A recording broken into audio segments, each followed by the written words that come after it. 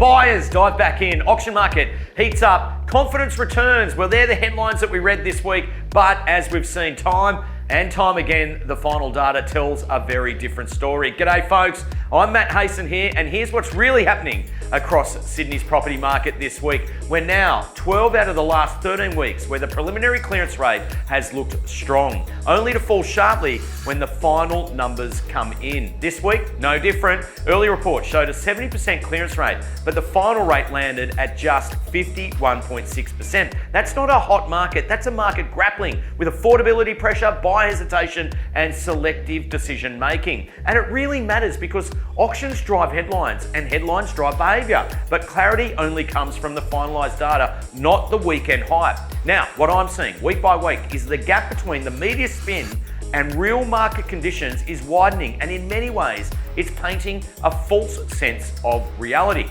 Take this, in the same week that the media was selling heat, SQM data showed that listings sitting for over 180 days are up 29.5% in Sydney this year. Now that's clear evidence that many vendors are pricing too high and buyers are standing back. It's not a lack of demand, it's that the market is laser focused on value. So let's talk some reality here. Sydney isn't just the most unaffordable city in Australia, it's now one of the most expensive globally. Now, many of us know that. According to the Australian Institute, the average Sydney buyer now needs 14.4 times their annual income just to get into the market. That's a record high, and we're still recalibrating from that 30% price surge post-COVID. And despite 2 rate cuts, there's been barely any movement in prices, clearance rates, or buyer depth. Now that's really telling for us. Here's a stat that says everything. The Bank of Mum and Dad is now the 5th largest lender in Australia. That's behind our 4 major banks. Now, parental loan guarantees have surged, not just in volume,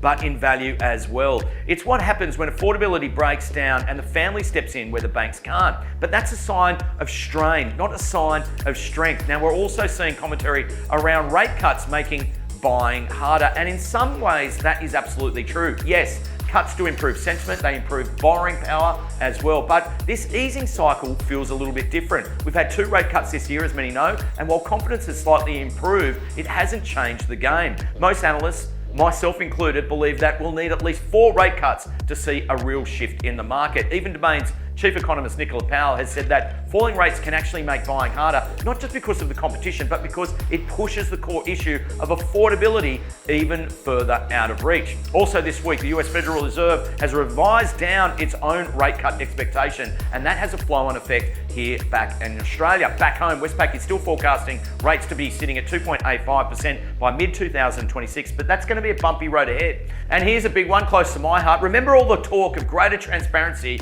at the RBA when Philip Lowe exited? Well, Michelle Bullock this week has now walked that back. The RBA won't be publishing interest rate votes unless there's an internal disagreement, which historically never happens. This is a publicly funded institution, yet banks and markets get more insight than the average Australian. Other major central banks like the US Federal Reserve, the Bank of England, and the Bank of Japan already published anonymised voting records. So why not us? This is a real chance to build trust, and frankly, in my view, it has been missed. So yes, looking back at the market, affordability is tight and buyer confidence remains cautious. But this is still the Sydney market after all, and when value and emotion collide, fireworks can absolutely happen. And we saw that at the auction of 136 Burlington Street in Crow's Nest last Saturday, guided at 3 million, 10 registered bidders, and it sold for 4.33 million, over $1 million above the reserve. And that's the nuance. We're not in a boom, but we are in a market that rewards precision, presentation, and smart strategy. And now as we move through into winter and fresh listings are starting to tighten further,